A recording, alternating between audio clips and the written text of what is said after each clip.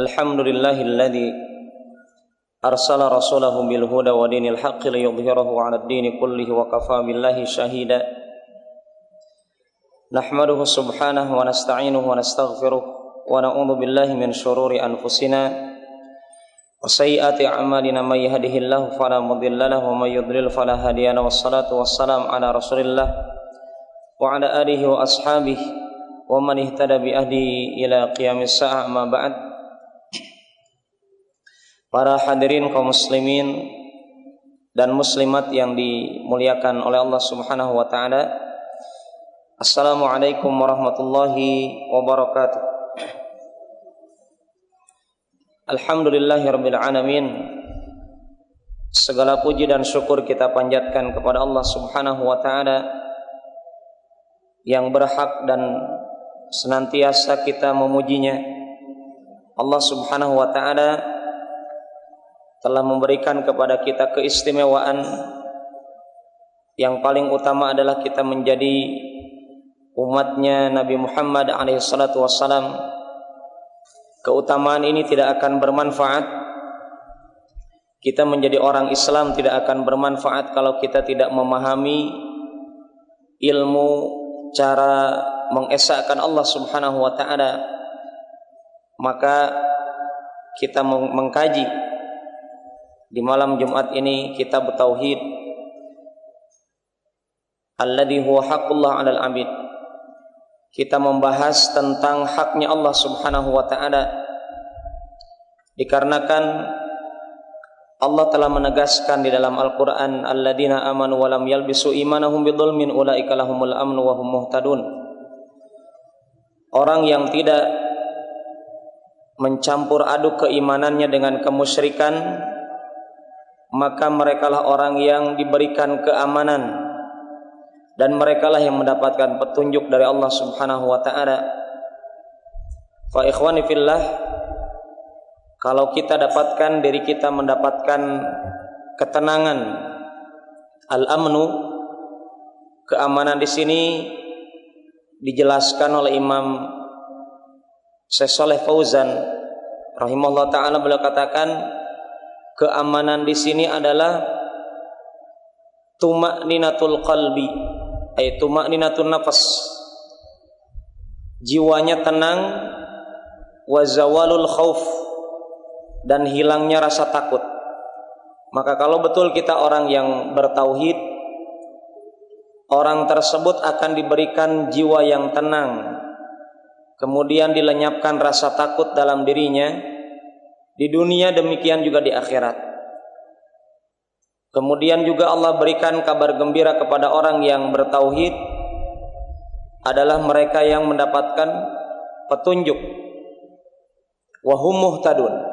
Orang yang mendapatkan petunjuk adalah orang yang mengesahkan Allah Subhanahu wa taala. Dan petunjuk di sini dijelaskan oleh Imam Al-Utsaimin rahimahullah taala. Petunjuk di sini adalah ilmu yang bermanfaat dan amal yang saleh. Ini petunjuk yang Allah berikan di dunia, ya, ilmu yang bermanfaat dan amal saleh. Ilmu yang bermanfaat ini beliau katakan ini adalah petunjuk yang namanya hidayatul irsyad. Adapun amal yang saleh ini adalah petunjuk yang namanya hidayatut taufiq. Ya. Kenapa dikatakan mesti ada dua perkara ini, hidayatul irsyad dengan hidayatut taufiq? Hidayatul irsyad itu apa? Hidayatul irsyad petunjuk yang berupa ilmu dari Allah Subhanahu wa taala. Contohnya apa? Kita mengikuti kajian. Ini ilmu. Kita membaca hadis, membaca Al-Quran, itu ilmu. Bahkan itu sumbernya ilmu. Ketika hidayatul irsyad ini kita dapatkan, seorang wanita mendapatkan hukum yang berbeda dengan laki-laki, contohnya berkerudung, itu ilmu, itu hidayatul irsyad. Tapi seringkali juga kita dapatkan ada orang telah mendapatkan hidayatul irsyad, ternyata dia tidak mendapatkan hidayatut taufik. Apa itu hidayatut taufik? Al-amal. Berapa banyak orang yang punya ilmu tapi tidak punya amal.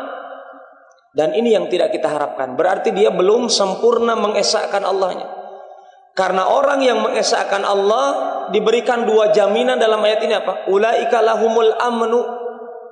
Mereka orang yang aman di dunia dan di akhirat. Bentuk keamanan di dunia apa? Hatinya tentram, tidak ada rasa takut. Wahum muhtadun, dan mereka orang yang mendapatkan petunjuk. Maka ikhwan, jangan dulu merasa aman kalau kita belum melaksanakan ilmu. Karena sering kita dapatkan umat Islam saat ini dengan pemahamannya yang tidak sesuai dengan tuntunan Rasulullah, mereka merasa aman. Mereka merasa tenang. Mereka tidak ada rasa takut. Tapi malah kalau kita dapatkan janji Allah ini berarti belum sempurna dia dapatkan. Berarti itu apa? Ketenangan yang semu, ya, ketentraman yang sebenarnya tidak tentram di hadapan Allah. Maka orang kalau betul dia telah mendapatkan keamanan di dunia, cirinya apa? Cirinya orang mendapatkan ketenangan di dunia apa cirinya? Dia mendapatkan ilmu yang benar, yaitu hidayatul irsyad, dan juga dia mampu melaksanakan ilmu tersebut, dan ini adalah hidayatut taufik. Ya. Adapun kata Imam Al-Utsaimin, petunjuk yang Allah berikan di akhirat adalah hidayatuhum ilal jannah. Mereka mendapat petunjuk dari Allah Subhanahu wa taala jalan menuju surga. Sehingga mereka mendapatkan jaminan dari Allah dengan tauhidnya di dunia, mereka aman di akhirat, tidak perlu takut masuk nerakanya Allah Subhanahu wa taala. Fa ikhwani fillah yang dimuliakan oleh Allah Subhanahu wa taala, maka kita mesti dituntut, diri kita menuntut untuk bersabar. Belajar, bersabar, belajar ilmu tauhid ini atau pembahasan ilmu yang lain. Kenapa mesti bersabar? Karena ciri orang yang aman di dunia, ciri orang yang mendapatkan petunjuk di dunia adalah dia punya ilmu yang benar dan dia amalkan. Taib, kita telah membahas di pertemuan kemarin tentang ejekannya orang Yahudi di zaman Rasulullah SAW kepada para sahabat, ketika para sahabat mengatakan Masya Allah wa syi'ta, ya, terserah Allah dan terserah engkau wahai Muhammad alaihi salatu wassalam. Ucapan ini diungkapkan oleh para sahabat dan telah kita bahas kemarin, dan di pertemuan kali ini juga disebutkan oleh Imam Muhammad bin Abdul Wahab dalil yang lain yang masih berkaitan erat dengan faedah ilmu yang mungkin tidak kita dapatkan di pertemuan kemarin. Maka saya akan bacakan hadis yang lainnya dari riwayat Imam An-Nasa'i juga, dan hadis ini dihasankan oleh Imam Al-Albani. Demikian juga Imam Al-Bukhari, Imam Ibnu Majah, juga Imam Ahmad meriwayatkan hadis ini. Warahu dan dari Qutailah, kemarin ada seorang sahabat namanya Qutailah, beliau mengatakan, atau di sini riwayatnya adalah dari Imam An-Nasa'i, afwan, bukan dari Qutailah. Imam An-Nasa'i meriwayatkan dari Ibnu Abbas, sepupunya Rasulullah SAW, Abdullah ibn Abbas radhiyallahu anhuma, ada seorang lelaki, kata beliau, berkata kepada Nabi Muhammad SAW. Artinya ini kisah yang lain. Ya, kalau kemarin orang Yahudi mengadukan perkataan para sahabat, kalau sekarang ada Ibn Abbas menyaksikan ada seorang lelaki berkata kepada Nabi Muhammad SAW, Masya Allah wa syi'ta, ya, terserah Allah dan terserah engkau. Maka Rasulullah SAW langsung mengatakan, Aja'altani lillahi niddan Masya Allah wahdah. Apakah engkau telah menjadikan aku tandingan Allah? Ucapkan apa? Masya Allah wahdah, terserah Allah saja. Ini didikan dari Rasulullah SAW. Faidah hadis ini ikhwan, Yang pertama adalah ta'dhimun Nabi sallallahu alaihi wasallam bilafdin yaqtadi musawatihi lil khaliq syirkun. Rasulullah SAW memuliakan ucapan, ya, yang ucapan tersebut diagungkan oleh Rasulullah. Maksudnya apa? Di hadapan Rasulullah ini ucapan bukan sembarang ucapan. Tatkala ucapan tersebut didapatkan oleh Rasulullah, ucapan yang menyamakan Rasulullah dengan Allah, maka ucapan ini mesti kita jadikan pelajaran berharga, ikhwan, untuk diri kita apa? Menjaga perkataan, ya, menjaga ucapan. Ini ucapan, kalau kita lihat hanya 4 kata atau 5 kata. Ada ma, ada sya'a, ada Allah, ada wa, ada syi'ta. Hanya 5 kata saja, ya. Tetapi 5 kata ini menjadikan apa? Sebab orang menyekutukan Allah. Hanya 5 kata yang menjadikan orang ditegur oleh Rasulullah SAW, sahabat ini. Maka faidah hadis ini yang pertama adalah Rasulullah menganggap dan mengomentari besarnya ucapan tersebut di hadapan Allah dan Rasul. Ketika apa?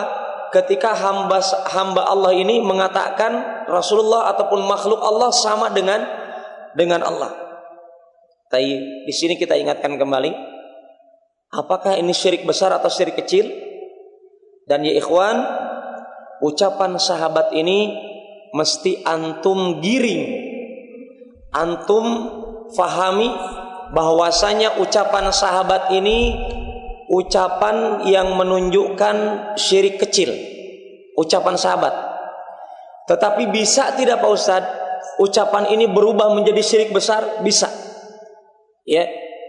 Ucapan sahabat ini diucapkan menyamakan Allah dengan Rasulullah sekedar ucapan. Adapun hatinya sahabat ini tidak menyamakan Allah dan Rasul. Ini yang mesti kita pahami, ikhwan. Karena para sahabat dan sahabat yang mengucapkan kalimat ini, beliau meninggal dalam keadaan beriman. Artinya apa Pak? Artinya dia adalah orang yang dijamin masuk surga. Dan kita tidak ada jaminan. Artinya apa? Perkataan ini telah dikoreksi oleh Rasulullah. Itu yang kedua. Yang pertama apa? Tanamkan keyakinan dalam diri kita bahwasanya sahabat tersebut terjerumus kepada syirik kecil. Dia hanya mengatakan saja tanpa meyakini. Dan kita telah mendapatkan kisah kemarin, ada seorang sahabat yang disiksa habis-habisan oleh orang-orang kafir Quraisy di fase Makkah, sehingga sahabat tadi dituntut untuk mengatakan saya beriman kepada Lata, Uzza, Manat, Hubal. Saya kafir kepada Allah. Tetapi sahabat tersebut mengatakan tersebut, ucapan tersebut diucapkan sahabat, wa qalbuhu mutmainnun bil iman. Hatinya, kata Allah, dikabarkan oleh Allah, hatinya tenang dengan keimanan. Hanya ucapannya saja. Sebagaimana orang-orang Suriah yang dibantai oleh Bashar Assad, kemudian orang Suriah yang beriman ini mesti mengatakan saya beriman kepada Bashar Assad, tetapi hatinya tentram dengan keimanan, maka orang tersebut masih kategori apa? Mukmin. Ya, masih kategori mukmin. Maka ikhwan, kisah ini kita katakan kisah yang kita simpulkan sahabat tersebut hanya ucapannya saja. Tidak ada keyakinan, ya. Ucapan yang biasa didengar oleh para sahabat sebelum itu. Artinya apa? Orang-orang sebelum itu, sebelum ada Rasulullah, sudah biasa mengatakan itu. Artinya Masya Allahu wa syi'ta, itu sudah biasa. Maka kebiasaan ini mereka bawa tatkala mereka sudah masuk Islam. Maka kita dapatkan kisah ini tidak pertama kali didengar oleh Rasulullah. Bisa dipahami ikhwan? Bahkan pertama kali didengar oleh orang Yahudi yang kemarin dalam kisahnya Qutailah itu. Maka ini menunjukkan apa? Menunjukkan perbuatan tersebut adalah perbuatan yang jahiliyah yang masih dibawa kepada ajaran Islam. Sebagaimana apa? Hari raya. Ya, tatkala Rasulullah SAW hijrah ke kota Madinah, mendapatkan orang-orang Madinah, sahabat Ansor berhari raya dengan hari raya mereka. Kemudian ditanya oleh Rasulullah, apa? Ini apa? Maka mereka katakan, ini hari raya kami. Orang-orang Madinah biasa merayakan pesta ini, mengadakan hari raya berulang tiap tahun begini. Maka apa kata Rasulullah? Qad abdalakumullahu bima huwa khairum minhuma. Sungguh Allah telah mengganti hari raya kalian dengan hari raya yang lebih bagus dari itu. Apa itu? Idul Fitri wa hari raya Idul Fitri dan Idul Adha. Maka ini artinya apa? Perbuatan tersebut dihapus oleh Rasulullah. Demikian juga hal ini. Kemudian yang kedua apa? Perkataan tersebut bisa naik derajatnya menjadi syirik besar tatkala dia katakan Anda dengan Allah sama kehendaknya, kemudian Anda yakini dengan hati Anda, atau seorang meyakini bahwasanya Allah kehendaknya sama dengan si fulan, dengan ustadz ini, dengan kiai ini, atau dengan seseorang, dengan keyakinannya, maka ini menyamakan Allah dalam ucapannya dan dalam hatinya. Ini baru masuk kategori syirik besar. Ya, ini masuk kategori syirik besar. Taib. Ini ikhwan faidah yang pertama. Ya, faidah yang pertama. Sekarang bagaimana menurut para jamaah yang hadir di sini, ibu-ibu dan bapak-bapak, bagaimana pendapat kita kalau sekarang ada orang berani menjadikan hak mutlaknya Allah murni untuk Rasulullah? Bisa dipahami, Wan? Kisah nyata ini pernah terjadi di Rasulullah apa? Tentang ucapan para sahabat yang terjerumus kepada syirik kecil, hanya mengatakan apa? Allah dan Rasul itu sama. Ini sekarang sahabat mengatakan apa? Hanya ucapannya tanpa keyakinan. Ini menyamakan Allah dan Rasul. Ini ditegur langsung oleh Rasulullah. Engkau sudah berani ya menjadikan aku tandingan Allah. Rasulullah langsung menegur di tempat, tidak diakhir-akhirkan. Karena kaidah para ulama mengatakan apa? Takhirul bayan an waqtil hajah la yajuz. Mengakhirkan penjelasan di saat penjelasan itu dituntut dan dibutuhkan itu tidak diperbolehkan. Maka ikhwan, ketika antum mendapatkan orang-orang melaksanakan kemusyrikan, antum mesti langsung mengingatkan. Terlebih antum mempunyai kedudukan, antum mempunyai kekuasaan, maka mesti langsung diingatkan waktu itu.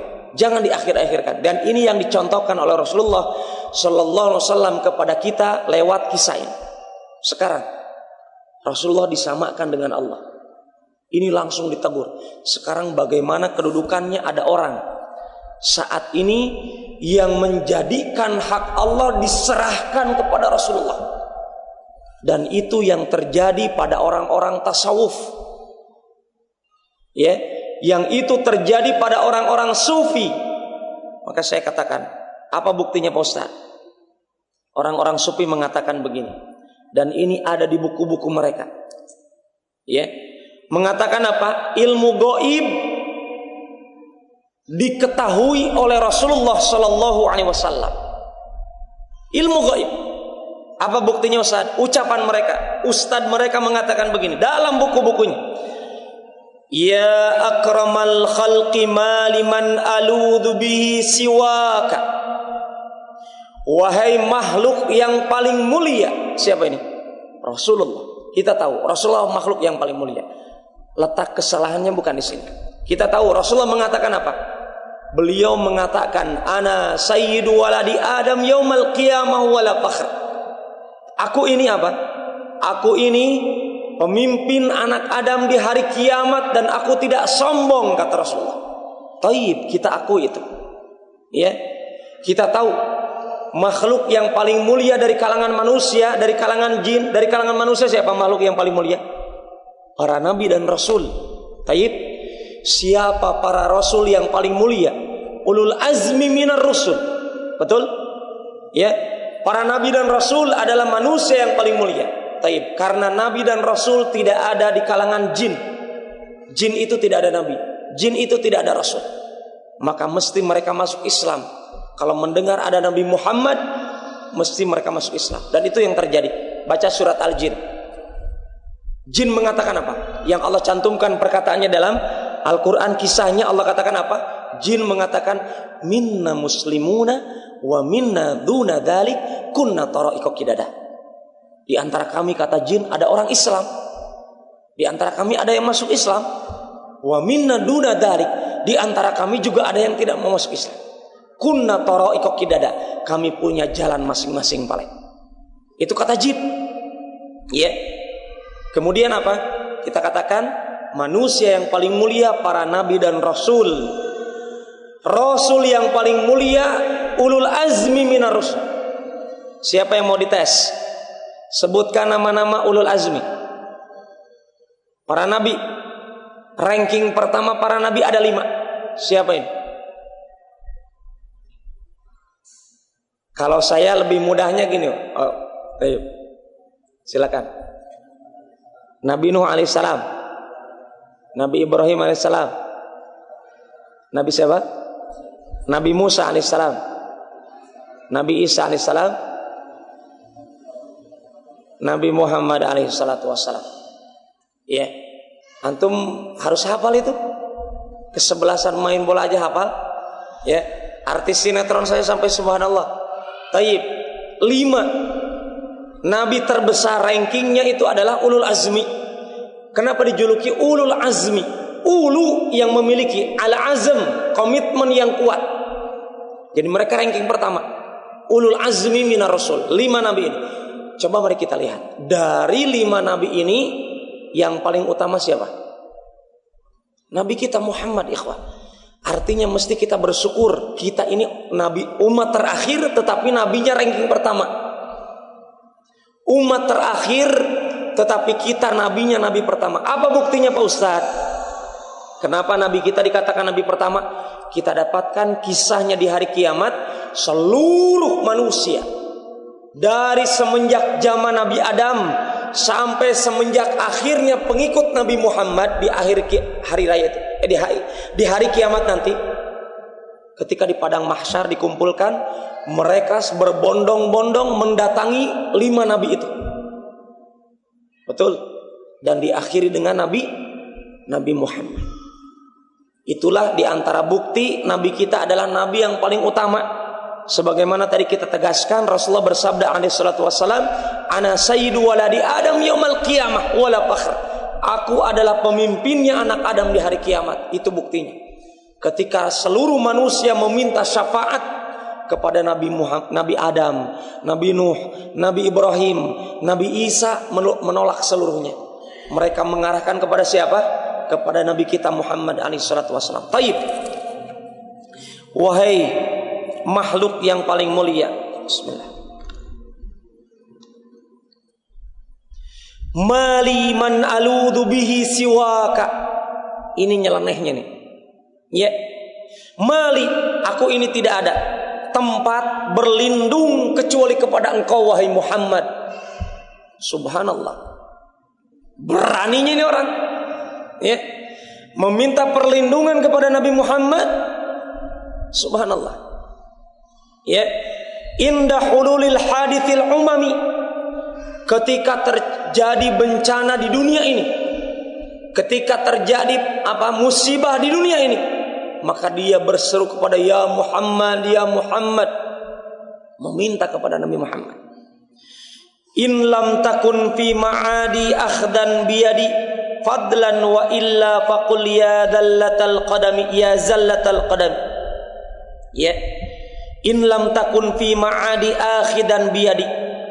Kalaulah ya tangan ini tidak engkau ambil wahai Muhammad, fadlan sebagai bentuk keutamaan bagi diriku, wa illa kalau tidak begitu, fakul katakan ya zallatal qadam, wahai yang punya kaki yang tergelincir. Artinya apa? Celakalah engkau kalau tanganku tidak engkau ambil ya Muhammad. Subhanallah. Maka ikhwan, baca kitab-kitab tasawuf. Ya, ada kisah-kisah yang super hebat. Katanya Imam Abdul Qadir Jailani. Ya. ketika berziarah ke makam Rasulullah, tangannya Nabi itu muncul dari kuburannya Rasulullah SAW. Subhanallah. Para sahabat itu ketika ziarah kubur tidak pernah tuh muncul tangannya Rasulullah. Lebih keren mana itu? Artinya ikhwan, ini lau salamna jadalan, kata ulama usul fikih. Taiblah kalau kita ngalah, kalaulah betul itu kisah nyata, Syekh Abdul Qadir Jailani pernah mendapatkan tangannya Rasulullah muncul, betulkah itu kisah? Taib, kalaulah itu betul kisahnya, ya, kalau betul itu kisahnya, mana yang lebih mulia, mana yang dijamin Rasulullah masuk surga, sahabat atau Abdul Qadir Jailani? Kita tidak memungkiri Abdul Qadir Jailani, beliau seorang ulama, ya, tetapi beliau ulama yang bukan sahabat, yang perkataannya kadang diambil kadang tidak, yang kisahnya ini juga kadang benar kadang tidak, ya, mesti kita lihat ikhwan, ya, kisah ini ditambahkan apa? Fa inna min judika dunya wa darratiha, karena sebab kedermawanan engkau wahai Muhammad adanya dunia. Subhanallah, dunia diciptakan karena Nabi Muhammad dermawan, ya, wa darratiha, dan bencana yang terjadi di dunia karena sebab Nabi Muhammad. Wa min ulumika ilmul lauhi wal qalam, dan dari ilmu engkau wahai Muhammad ilmu lauhil mahfud dan ilmu qalam. Subhanallah, kerennya Nabi Muhammad, ya, kerennya Nabi Muhammad ini dibantah sendiri oleh Rasulullah Sallallahu Alaihi Wasallam. Ikhwan, kalau umat Islam sekarang kalau dengar kisah mesti yang hebat-hebat, ya. Kata Ustaz Jejen, ada orang tasawuf di Masjid Andonohu katanya. Itu kalau jam 1 malam, ini bukan Ustaz Jejen yang mengimani, mempercayai, tapi ada yang memberitakan ke Ustaz. Katanya ada yang mengabarkan orang sufi di Andonohu, silakan Anda cek. Andonohu Kendari bukan Andonohu Madinah, karena di Madinah tidak ada Andonohu. Di Andonohu ada orang sufi katanya. Kalau jam 12 malam atau jam 1 malam sekian itu katanya dia bisa terbang 5 cm. Ini terjadi saat ini ikhwan. Di Kendari orang sufi tubuhnya itu bisa terangkat 5 cm. Ustaz Jejen balas apa? Di ICM, ya, jangankan 5 cm, mungkin 1 meter lebih. Dengan apa? Dengan hidroliknya itu dosmering. Kalau mobil diangkat,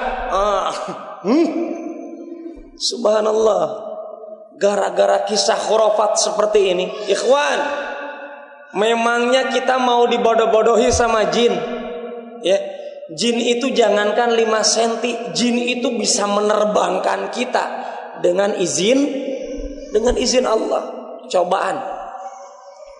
Kita telah diajarkan oleh Imam Asy-Syafi'i, imam yang ilmunya, fikihnya diikuti oleh mayoritas umat Islam Indonesia.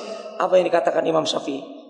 Para jamaah, Imam Syafi'i mengatakan kalau Anda mendengar, belum menyaksikan, kalau Anda mendengar ada orang bisa terbang di atas air, ya, kalau Anda mendengar ada orang bisa terbang, apalagi ada orang-orang nonton film Harry Potter itu terbang pakai sapu lidi, ya, sapu injuk atau sapu apa. Ini pernah diungkapkan oleh Imam Ibnu Taimiyah. Jadi kisahnya Harry Potter itu bukan kisah 2013, kisah zaman 400-an Hijriah, 600-an Hijriah. Ibnu Taimiyah hidup di sekitar tahun itu, 600-an Hijriah. Imam Ibnu Taimiyah mengatakan apa? Kalau ada orang terbang pakai sapu lidi atau sapu injuk, ya, itu yang menjadikan dia terbang itu jin yang diberikan kemampuan oleh Allah. Maka Imam Syafi'i mengatakan kalau ada terbang orang kita mendengar ada orang terbang di atas air, tak gitu ya, terbang, maka kata Imam Syafi'i, perhatikan amalan orang yang terbang itu. Apakah dia rajin menjaga yang wajib-wajib, rajin menghindarkan dirinya dari yang haram-haram. Kalau betul orang tersebut rajin melaksanakan sholat 5 waktu di masjid, karena itu wajib bagi laki-laki pale. Ya, kalau dia menjaga yang wajib-wajib, meninggalkan yang haram-haram, yakini kisah itu adalah kisah yang nyata. Itu adalah bukti dia mendapatkan karomah. Tapi kalau tidak begitu, ada Ustaz, dia bisa tubuhnya itu terangkat 5 cm kalau jam 12 malam. Coba kita tes. Jam 5 pagi sebelum subuh atau setelah subuh, masihkah itu terbang? Tidak Ustaz. Nah, itu hati-hati. Sholat subuhnya di masjid enggak? Boro-boro sholat subuh Ustaz. Nah, ini dijamin itu jin. Ya, dijamin itu jin. Mari kita lihat ikhwan. Kalau orang sufi mengatakan Rasulullah tahu ilmu gaib, mengatakan Rasulullah itu tangannya muncul di kuburannya, mengatakan Rasulullah SAW itu tahu ilmu lauhil mahfud. Mari kita dengar dari Rasulullah SAW. Rasulullah SAW mengatakan apa?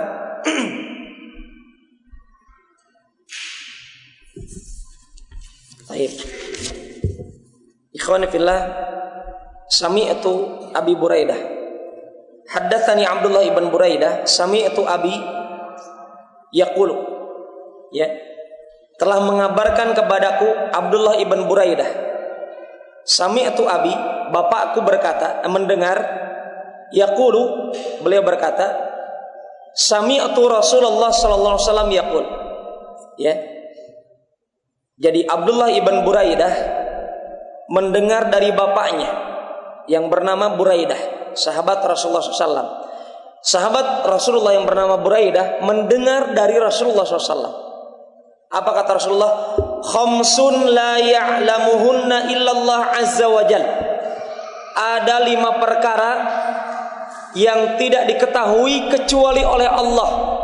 Mari kita lihat 5 perkara yang gaib, yang tidak ada yang mengetahui kecuali Allah. Apa itu? Sebagaimana yang dicantumkan oleh Allah dalam surat Luqman. Ya. Allah cantumkan dalam surat Luqman tentang hal ini. Rasulullah berkata apa? Ada 5 perkara yang tidak ada yang mengetahui kecuali Allah Azza wa Jalla. Yang pertama, innallaha 'indahu 'ilmus sa'ah.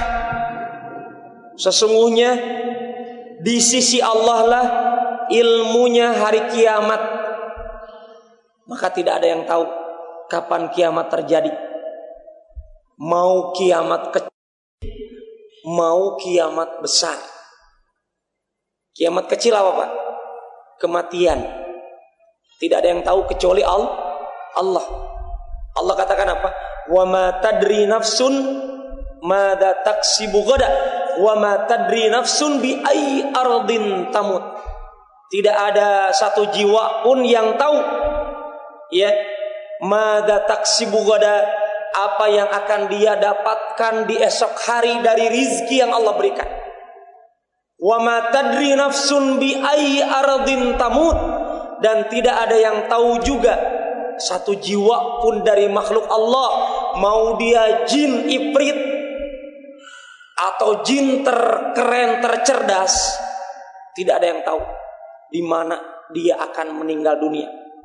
Bi ayyi ardin tamut, kata Allah. Di dunia mana, di tanah mana dia meninggal, apakah di masjid atau di kuburan atau di WC atau di hotel atau di rumah, tidak ada yang tahu kecuali Allah.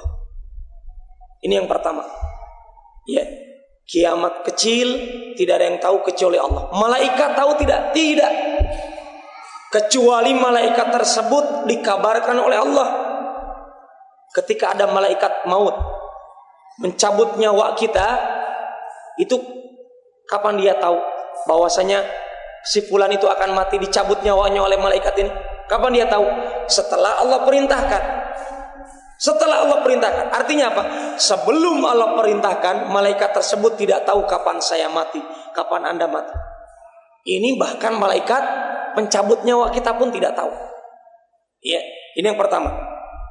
Kemudian yang kedua, kiamat besar.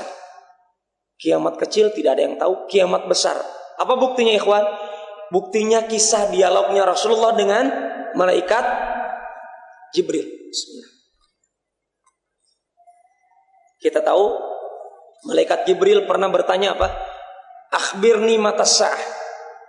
Ya Muhammad, kabarkan kepadaku kapan kiamat terjadi. Apa kata Rasulullah? Mari kita lihat. Utusan Allah ranking 1 di langit. Siapa utusan Allah ranking 1 di langit? Jibril alaihissalam. Utusan Allah ranking 1 di dunia. Siapa? Nabi Muhammad. 2 utusan Allah yang paling mulia. Yang 1 dari kalangan manusia, yang 1 dari kalangan malaikat, saling bertanya tentang hari kiamat. Apa kata Rasulullah? Mal mas'ulu anha bi'a'lam minas sa'il. Yang ditanya tentang hari kiamat yaitu Rasulullah, dengan yang bertanya tentang hari kiamat yaitu malaikat Jibril, sama-sama tidak tahu. Bagaimana yang di bawah ranking mereka? Begitu. Lah sekarang orang sufi, ya, yang sangat disayangkan kata para ulama, orang sufi menyebar di Afrika, di India, di Pakistan, mayoritas juga di Indonesia. Bahkan dikatakan apa? Pengikutnya kurang lebih 300 juta. Itu di mana? Di Pakistan, di India, di Semenanjung Arabia. Banyak sekali orang-orang yang mengatakan Rasulullah tahu kapan kiamat terjadi. Sekarang Rasulullah menjawab, ikhwan, mana yang mau kita ikuti? Nenek moyang atau ya, Rasulnya nenek moyang? Ya, kita ini mau belajar agama itu dari siapa? Dari nenek moyang atau dari Rasulullah? Rasulullah mengatakan hanya Allah yang tahu kapan kiamat terjadi, mau kiamat besar atau kiamat kecil. Ini yang pertama. Yang kedua, yang tahu ilmu gaib yang kedua apa? Allah. Yang kedua, wa yunazzilul ghaith, yang menurunkan air hujan dari langit siapa? Allah. Yang mencegah air hujan siapa? Allah. Orang Islam kendari sekarang apa? Kalau mau pesta, datangkan pawang hujan, bayar pale 500.000. Itu 500.000 hangus di hadapan Allah. Coba kalau 500.000 itu disedekahkan di masjid, sedekahkan kepada fakir miskin, dijamin dilipat gandakan oleh Allah sampai 700 kali lipat bahkan lebih. Ini dalam rangka mencegah hujan. Yang kata Allah apa? Kata Rasulullah apa? Yang tahu turun hujan, yang tahu memberhentikan hujan siapa? Allah. Mari kita lihat. Orang Arab Badui ketika khutbah Jumat, Rasulullah SAW berkhutbah. Ya, orang Arab Badui mengatakan, ya Rasulullah, tanah kami tandus, berdoa kepada Allah, meminta kepada Allah. Artinya yang menurunkan hujan bukan Rasulullah. Buktinya apa? Para sahabat meminta kepada Rasulullah agar berdoa kepada Allah. Demikian juga yang mengetahui kapan berhentinya hujan siapa? Rasulullah atau Allah? Allah. Apa buktinya? Orang Arab itu minggu depannya apa?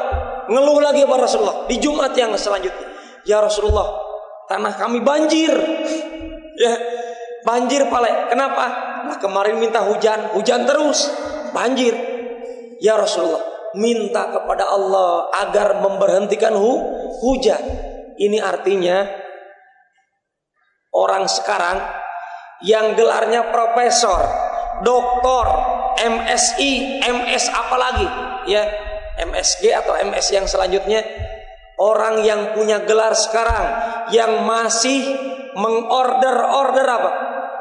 Merental, meminjam pawang hujan, mereka mestinya malu kepada orang Arab Badui yang tidak punya gelar profesor tetapi akidahnya kuat. Mereka tahu yang menurunkan hujan bukan Nabi Muhammad, yang memberhentikan hujan bukan Nabi Muhammad, tetapi yang menurunkan dan memberhentikan hujan adalah Allah. Ini yang kedua, ilmu gaib. Yang ketiga, wa ya'lamu ma fil arham, yang tahu dalam perut istri-istri kita tentang janin, laki-laki atau perempuan, kembar atau tidak, itu hanya Allah. Buktinya apa? Buktinya pakai pakai USG, periksa USG itu. Kata dokter itu laki-laki, jenis kelaminnya laki-laki. Sekalinya lahir perempuan. Nah, bisanya itu. Padahal teknologi saat ini sedemikian hebatnya. Maka Rasulullah mengatakan, hanya Allah yang tahu apa yang ada di perut istri kita. Ya, adapun dokter hanya mempraduga, mengira-ngira saja. Kata dokter, itu kelaminnya laki-laki, ternyata itu apa? Tali pusarnya yang kelihatan kayak kelamin laki-laki. Disimpulkanlah itu jenis kelamin laki-laki. Taib, wallahu ta'ala alam. Kemudian yang keempat, wa ma tadri nafsun madza taksibu ghadan. Tidak ada yang tahu apa yang akan dia dapatkan rizkinya di besok hari. Jangankan besok hari paling 1 detik dari sekarang pun kita tidak tahu apa yang akan kita dapatkan. Ya. Kemudian wa ma tadri nafsun bi ayyi ardin tamut. Tidak ada yang tahu di bumi mana dia akan meninggal. Innallaha alimun khabir. Sesungguhnya Allah Maha mengilmui dan Maha mengabarkan. Inilah faidah ilmu yang pertama dari kisah ini. Kemudian yang kedua adalah inkarul munkar, mengingkari kemungkaran mesti langsung dikerjakan sebagaimana yang dilaksanakan oleh Rasulullah SAW. Kemudian yang ketiga adalah husnul dakwah ilallah. Di antara tata cara berdakwah, ikhwan, bismillah, metode kita berdakwah, tolong ketika diri kita dapatkan keluarga kita melaksanakan kemungkaran, tetangga kita melaksanakan kemungkaran, mau kemungkaran yang besar seperti kemusyrikan atau dosa besar, atau kemungkaran yang kecil seperti dosa kecil. Apa contohnya dosa kecil? Salaman dengan bukan mahram itu dosa kecil. Apa dosa besar, ikhwan? Salaman dengan bukan mahram dosa kecil atau dosa besar? Dosa kecil atau dosa besar? Orang sekarang mengatakan dosa kecil. Kenapa? Karena umat Islam pada salaman tiap hari itu. Dosa kecil aja Pak Ustaz. Bukan begitu rumusnya dosa kecil. Dosa salaman ini dosa besar. Kenapa? Karena Rasulullah SAW mengatakan apa? Lebih baik tangan ini ditusuk dengan besi yang panas daripada bersalaman dengan wanita yang bukan mahram. Dosa besar paling. Karena diancam dengan besi panas. Dosa besar. Tapi dianggap kecil oleh umat Islam. Ikhwani fillah. Ya. Taib. Bagaimana caranya dengan kisah ini? Kalau Anda mendakwahi orang untuk meninggalkan kemaksiatan, tolong pikirkan solusinya. Pikirkan solusinya. Pak Ustaz, bagaimana caranya agar salaman saya itu tidak dosa? Nikahi wanita itu. Begitu caranya. Itu solusi bukan? Solusi. Tapi Pak Ustaz, wanita itu sudah punya suami, maka apa? Jangan dinikahi. Cari wanita yang lain agar salaman Anda bernilai ibadah. Itu caranya. Kisahnya apa? Ini sebagaimana Rasulullah mengatakan apa? Melarang sesuatu, Rasulullah mengatakan apa? Ucapkan masya Allahu wahdah. Ini solusi. Artinya ikhwan, ketika Anda larang orang dari suatu dosa, cari solusi. Jangan berzina. Apa solusinya? Menikah, belum sanggup melaksanakan saum. Tundukkan pandangan. Ya. Dilarang minuman keras, masih ada minuman yang tidak keras. Ya. Dilarang makan babi, masih banyak apa? Sapi, kambing, ayam dan seterusnya. Demikian solusi mesti diadakan untuk solusi bagi umat Islam ketika kita mengingkari kemungkaran. Demikian pelajaran kita pada malam ini, semoga bermanfaat. Subhanakallahumma rabbana wa bihamdik asyhadu an la ilaha illa anta astaghfiruka wa atubu ilaik. Assalamualaikum warahmatullahi wabarakatuh.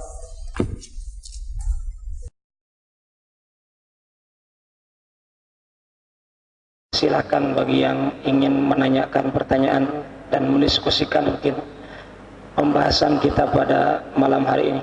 Kami persilakan.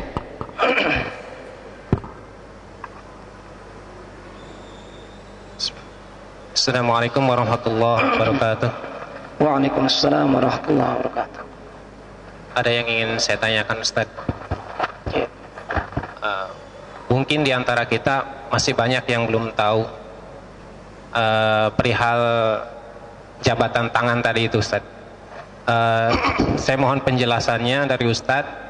Di antara keluarga kita itu siapa-siapa saja yang halal untuk diajak berjabat tangan. Itu yang pertama. Yang kedua, syaitan itu selalu menggoda Bani Adam dari depan, belakang, samping kanan dan samping kiri. Itu kaitannya dengan syaitan yang masuk dalam pembuluh darah kita itu. Mohon penjelasannya, Ustaz. Demikian. Assalamualaikum warahmatullahi wabarakatuh. Bismillah. Wassalatu wassalamu ala Rasulillah wa ala alihi wa ashabihi wa mawala amma ba'd.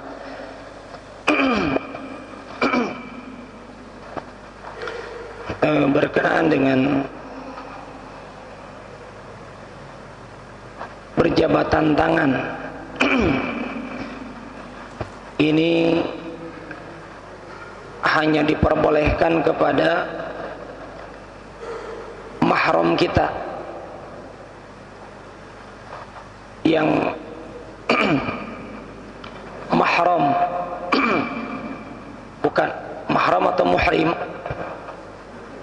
Apa bedanya mahram sama muhrim? Kalau mahram adalah yang haram kita nikahi.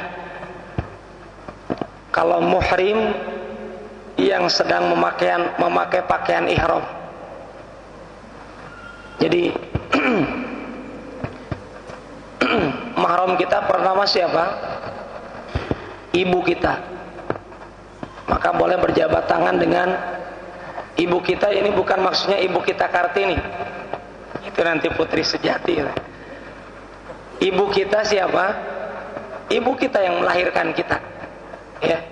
Hurrimat alaikum ay soleh.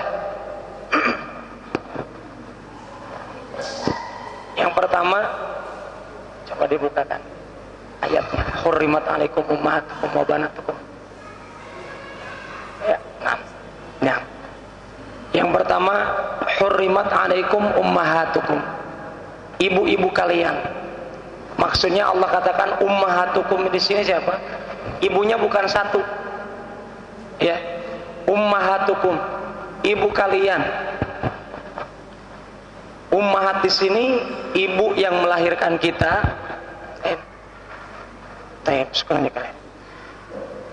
Atau ibunya ibu kita, atau ibunya ibu-ibu sampai ke atas.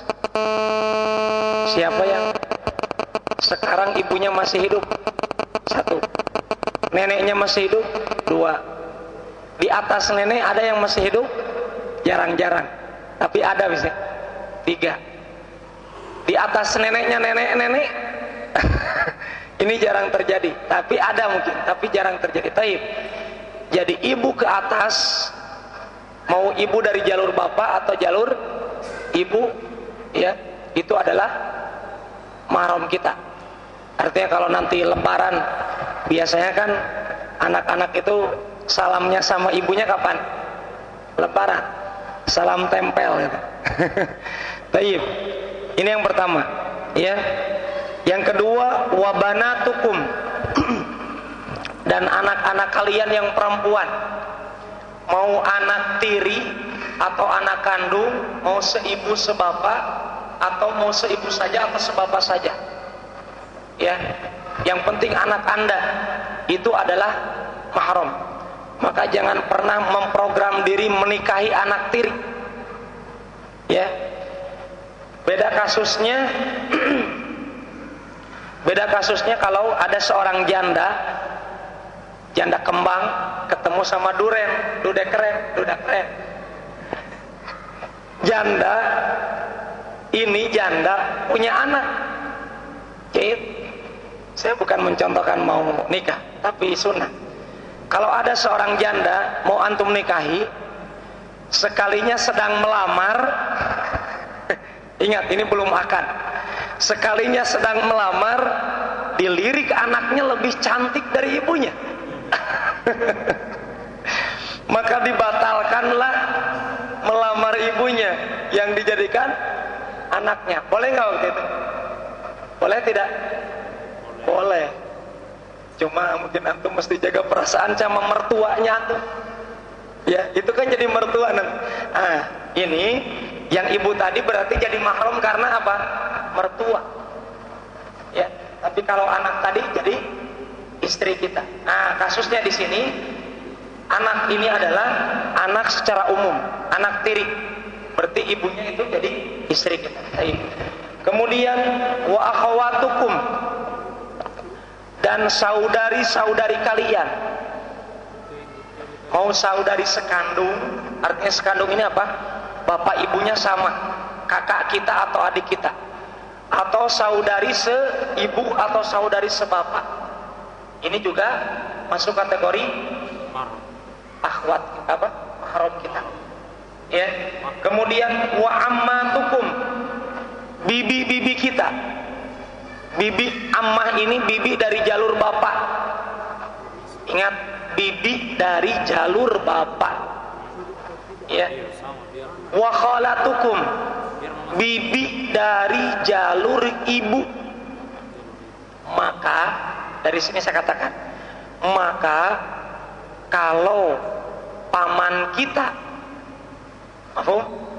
paman kita dari jalur bapak atau jalur ibu menikah dengan seorang wanita, itu wanita bukan mahram. Paham tidak? Jangan begini-begini tapi pemikirannya begini-begini. Karena realita di lapangan apa? Berapa banyak orang memahami bibi itu secara pukul rata. Pokoknya bibi halal, mahram begitu mas. Ini bukan begitu rumusnya. Maka kenapa Allah sebutkan rinci, ammatukum wa khalatukum, bibi dari jalur bapak dan bibi dari jalur ibu. Maknanya apa? Kalau Anda punya paman menikah dengan seorang wanita yang wanita tersebut bukan bibi dari jalur bapak Anda atau bibi dari jalur ibu Anda, maka wanita tersebut bukan mahram buat kita loh. Kita sedang menghukumi diri kita. Kemudian wabanatul akhi, anak-anak perempuannya saudara laki-laki kita, keponakan kita yang perempuan. Ya, wabanatul ukhti, keponakan perempuan dari jalur saudari kita. Ini mahram. Keponakan jangan dinikahi, Pak. Anak kakak kita atau anak adik kita yang perempuan itu bukan bukan maksudnya itu adalah mahram kita. Kemudian wa ummahatukumul lati arda'nakum, ibu-ibu yang pernah menyusui kita. Ibu yang pernah menyusui kita tapi bukan ibu kandung kita. Contoh, misalkan ada satu kasus, antum ini bayi baru lahir, ibu kita itu ASI-nya tidak keluar, dikasih SGM tidak mau, karena itu susu sapi misalkan. Bayi tersebut maunya adalah dari air ASI manusia, air susu manusia. Maka kita serahkan, kita sebagai bayi diserahkan kepada ibu yang punya air susu dari dirinya. Maka itu ibu menjadi mahram kita, demikian juga anak-anaknya. Maka Anda jangan cari-cari nikah sama tetangga, cek dulu itu. Jangan sampai ibunya pernah menyusui kita waktu bayi, maka anaknya tidak boleh kita nikah. Oh, sudah cinta, itu cinta haram. Di dalam Islam itu cinta diharamkan. Kenapa?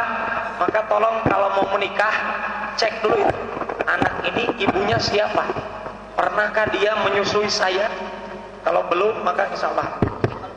Kemudian yang selanjutnya, wa akhawatukum minar radha'ah, saudari-saudari sepersusuan. Artinya kalau kita pernah menyusu kepada ibu tersebut, maka anak-anaknya pun masuk kategori mahram kita. Ya, boleh bersentuhan tangan dengan mereka, tidak boleh menikahi mereka. Kemudian wa ummahatu nisaikum,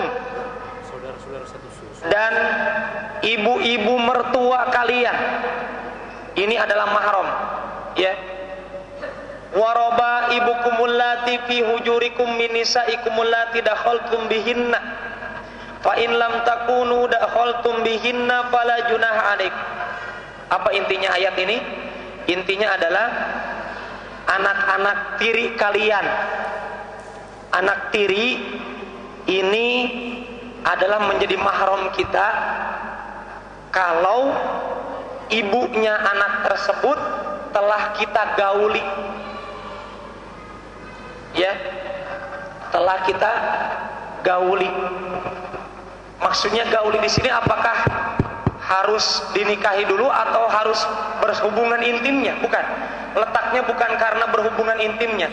Ketika terjadi akad nikah antara diri kita dengan ibunya anak tersebut, maka secara langsung anak tersebut menjadi mahram kita. Yang tadi kita sebutkan, ya.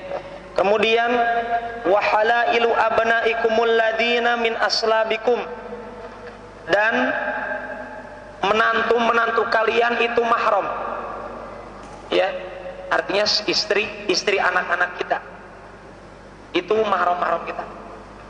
Bisa dipahami, Pak? Jadi selain itu adalah begitu, ya. Salamannya tidak boleh salaman. Kenapa? Kata Rasulullah SAW, ini kata Rasulullah, la usafihun nisa, aku tidak berjabat tangan dengan wanita bukan mahram. Itu Nabi mengatakan dengan tegas. Beliau katakan, inni la usafihun nisa. Wallahu ta'ala a'lam. Kemudian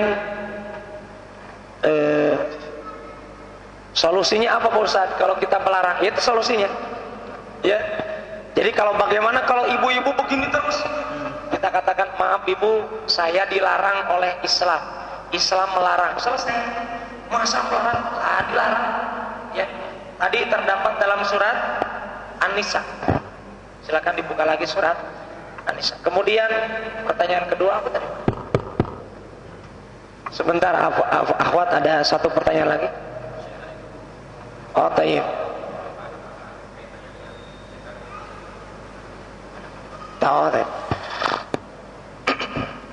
Bismillahirrahmanirrahim. Wassalatu wassalamu ala Rasulillah wa ala alihi wa ashabihi wa mawala amma ba'd.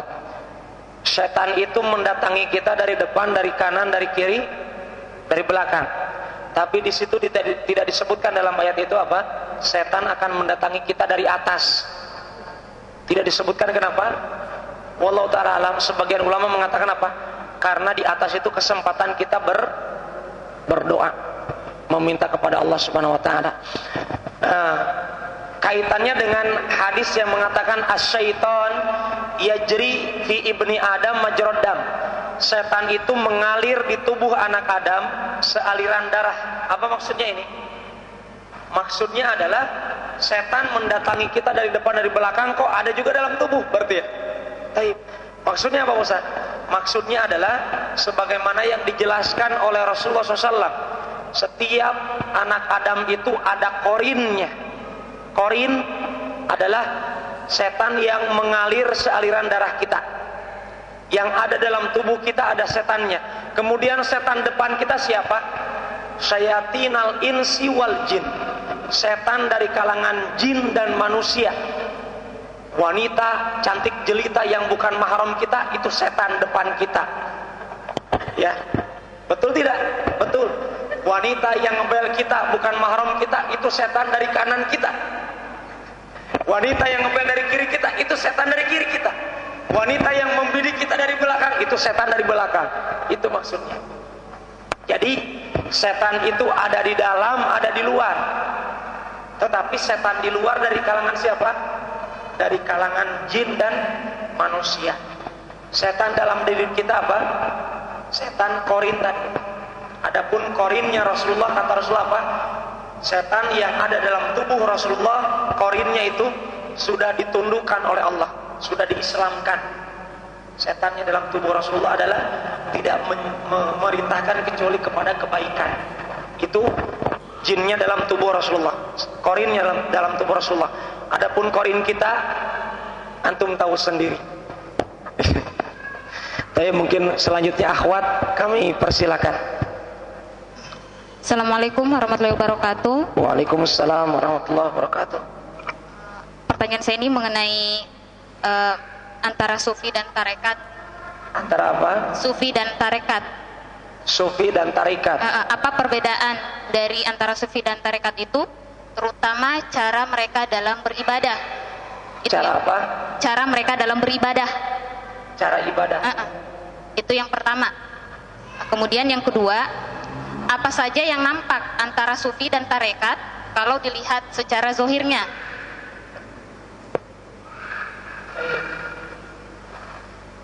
Jadi Anda ingin tahu ciri-ciri sufi ya? Suka film Indonesia atau suka film apa? Sufi. Ciri-ciri orang sufi secara zohir. Iya. Di sini ada orang sufi tidak? Di sini orang Kendari paling. Ini pertanyaan kedua Ibu ya.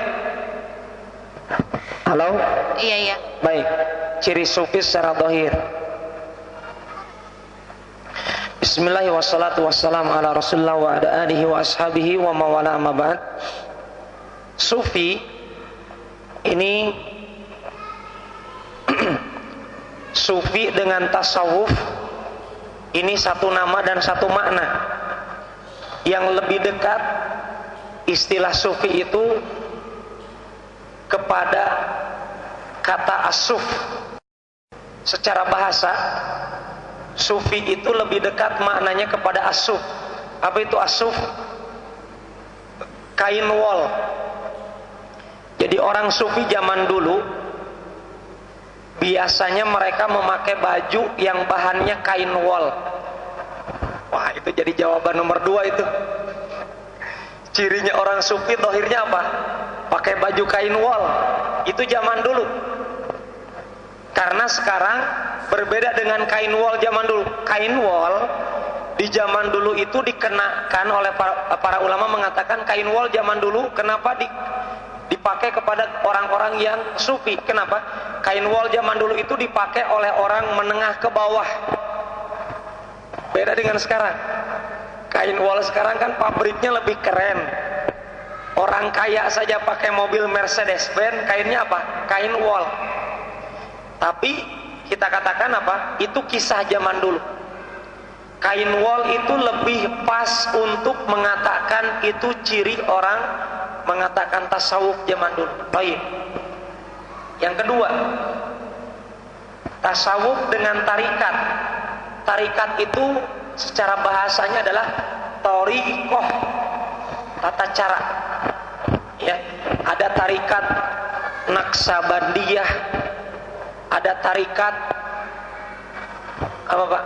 Qadiriyah, ada tarikat, pokoknya tarikat itu sangat banyak. Ya, jumlahnya sangat banyak, ratusan tarikat. Tidak hanya di Indonesia, di luar juga sangat banyak. Taib, apa bedanya Ustaz? Tarikat itu bagian dari diri orang sufi. Bentuk ibadah orang sufi biasanya dengan bentuk tarikat. Istilah yang ada pada orang sufi salah satunya adalah tarikat, kemudian kasyaf. Kasyaf ini adalah menyingkap. Apa itu menyingkap? Menyingkap ilmu Allah. Ya, dengan kata kasyaf ini istilah-istilah dalam ilmu sufi. Jadi tarikat dengan kasyaf ini adalah istilah-istilah yang tidak pernah disebutkan oleh Rasulullah SAW atau diajarkan kepada para sahabat. Itu orang sufi. Kemudian jadi perbedaannya begitu Pak. Jadi Ibu, tarikat itu bagian daripada sufi. Ya, sufi itu ajaran. Kemudian apa? Ciri dohirnya apa Pak Ustaz? Ciri dohirnya bentuk zikirnya berlebihan. Saking lebihnya dia mengurang-urangi. Loh, bisa itunya? Bagaimana Pak Ustaz kok bentuk zikirnya berlebihan, tapi saking berlebihannya mengurang-urangi? Bingung antum? Apa bentuknya? Contoh, mereka berlebihan dalam berzikir, sehingga mereka berzikir dengan cara yang tidak pernah dicontohkan Rasulullah, maka itulah berlebihan. Rasulullah misalkan zikirnya itu sebesar penuhnya air ini, itu zikir Rasulullah misalkan. Mereka berlebihan, ditambah-tambahi dengan zikir mereka. Tapi saking berlebihannya, mereka mengurangi zikir. Apa bentuknya? Contoh. Awalnya mereka mengatakan apa? La ilaha illallah, la ilaha illallah. Ujungnya apa? Loh. Itu berarti mengurangi. Dan ini yang saya maksudkan, zikir mereka berlebihan tapi mengurangi. Mereka itu dermawan tetapi pelit dalam beribadah. Apa bentuk dermawannya? Tadi berlebihan. Apa bentuk pelitnya? Itu ujung-ujungnya Allah dikatakan Allahu jadi hu. Ya, padahal kita dapatkan ikhwan, Allah tidak pernah menamakan dirinya hu. Apa itu? Ini jelas ibadah yang tidak ada contoh. Jadi bagaimana cara mengenal ciri orang sufi? Biasanya beribadahnya dengan musik. Tolong diingat, kalau ada umat Islam saat ini beribadah dengan musik, mau di handphone, ya, mau di rumah, di televisi atau di radio, atau di mulutnya, Pak Ustadz, saya itu kalau setelah sholat dibanding-bandingkan saya baca Quran dengan membaca Peter Pan atau ungu, atau membaca musik dengan membaca Al-Quran, lebih khusyuk membaca musik, berarti itu tata cara orang tasawuf 2013. Karena orang sufi zaman dulu dicontohkan oleh Jalaluddin Rumi. Dia mencontohkan pertama kali apa? Beribadah kepada Allah di masjid-masjid, memakai baju seperti gamis, pecinya 1 meter lebih. Ada peci panjang itu. Ini katanya peci semakin panjang semakin dekat antara diri kita dengan Allah. Jadi bapak-bapak, pecinya itu pendek, berarti Anda dengan Allah jauh paling. Ibu, orang sufi itu sering meremehkan Nabi Muhammad diremehkan. Ilmu para nabi itu pinggir laut, Kendari Beach. Itu ilmu nabi itu pinggiran Kendari Beach. Adapun ilmu kami itu lautan seluruhnya. Itu kata mereka. Ilmunya umat Islam yang syariat. Jadi kalau ibu, ciri-ciri ajaran sufi mau dilihat, kalau ada orang mengatakan Islam itu syariat, hakikat, makrifat, yang terakhir maksiat, ini sufi. Dalam Islam, tingkatan Islam itu apa? Al-Islam, Al-Iman, Al-Ihsan. Ini yang diajarkan oleh Nabi Allah, Nabi Muhammad. Bukan syariat, hakikat, makrifat. Bukan itu. Itu ajaran sufi. Jadi kalau ada orang di masjid beribadah pakai peci panjang itu Pak, kemudian dia berputar-putar sambil mengatakan loh, itu sufi. Tapi Pak Ustadz dikerjakannya di masjid. Itulah ibadah yang berbau maksiat, itu begitu. Masjidnya adalah masjid, adapun ibadahnya adalah tidak dikatakan ibadah. Jadi dohirnya, ya, kalau ada yang mengatakan Al-Quran 40 juz, maka 10 juznya itu adalah akidah tasawuf. Ya, kalau ada yang mengatakan katanya ilahi lastu lil firdausi ahla wala aqwa ala naril jahimi. Ini perkataan tasawuf. Apa yang perkataan tasawuf? Ya Allah, saya ini tidak layak masuk surga, tapi juga saya tidak berani masuk neraka. Terus antum mau di mana? Ya, ikhwan, antum ini tolong pikirkan. Perkataan tersebut memang perkataan orang berdosa. Ya Allah, saya tidak layak masuk surga, tapi juga saya kalau masuk neraka nggak sanggup. Maka antum mau di mana? Taib. Perkataan tersebut bukan perkataan Nabi. Nabi Muhammad setiap pagi sore mengatakan, Allahumma inni as'aluka ridhaka wal jannah wa a'udzubika min sakhatika wan nar. Ya Allah, ini setiap pagi sore Pak dibaca oleh Nabi yang dijamin masuk surga, yang dosanya yang lampau, yang sekarang, yang akan datang diampuni oleh Allah. Apalagi kita yang banyak dosa, mestinya ikut doa Nabi. Apa itu doa Nabi? Ya Allah, aku memohon ridhamu dan surgamu. Ya Allah, aku berlindung kepadamu dari murkamu dan nerakamu. Artinya itu yang terbaik, karena doanya terdapat dari lisan yang terbaik, lisannya Nabi Muhammad sallallahu alaihi wasallam. Maka jangan Anda baca, ya Allah, saya nggak layak masuk surga, tapi tidak mau masuk neraka. Terus mau di mana? Ya, taib. Ini secara zahir Anda dapatkan mungkin kurang lebih seperti itu. Maka ikhwan dan akhwat, ini terjadi banyak sekali di Kendari. Ya, ada di masjid-masjid atau di rumah-rumah ada bentuk-bentuk zikir yang zikir tersebut tidak dicontohkan oleh Rasulullah SAW. Maka ibu-ibu dan bapak-bapak, kalau Anda ingin menjadi orang tasawuf yang sejati, ada orang mengatakan Pak Ustadz yang nyeleneh, Pak Ustadz sesat gara-gara mengatakan tasawuf sesat. Kita katakan, kalau betul Anda ingin menjadi tasawuf ala Abu Bakar, tasawuf ala Rasulullah, maka ikuti Abu Bakar, jangan setengah-setengah. Ikuti Rasulullah, jangan setengah-setengah. Ada orang mengatakan tasawuf sejati itu Abu Bakar. Apa buktinya? Buktinya Abu Bakar ketika bersedekah seluruhnya. Taib. Coba antum praktekkan.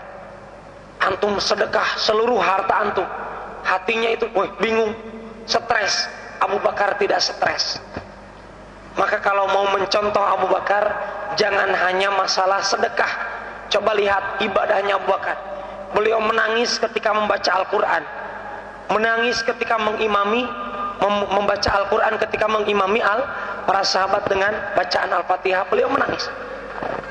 Maka kalau mencontoh Abu Bakar jangan setengah-setengah. Maka tolong, bagi Anda yang ingin memaksakan saya untuk mengikuti istilah tasawuf, maka mari kita hidupkan.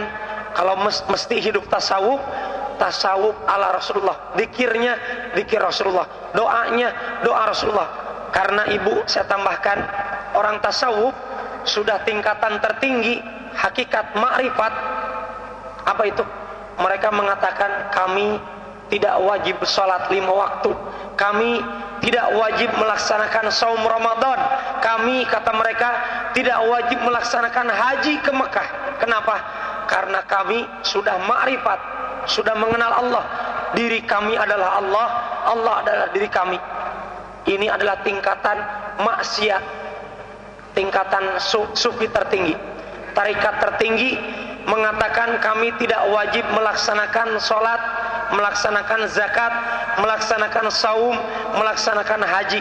Maka Anda kenali orang tersebut sudah mengalahkan siapa?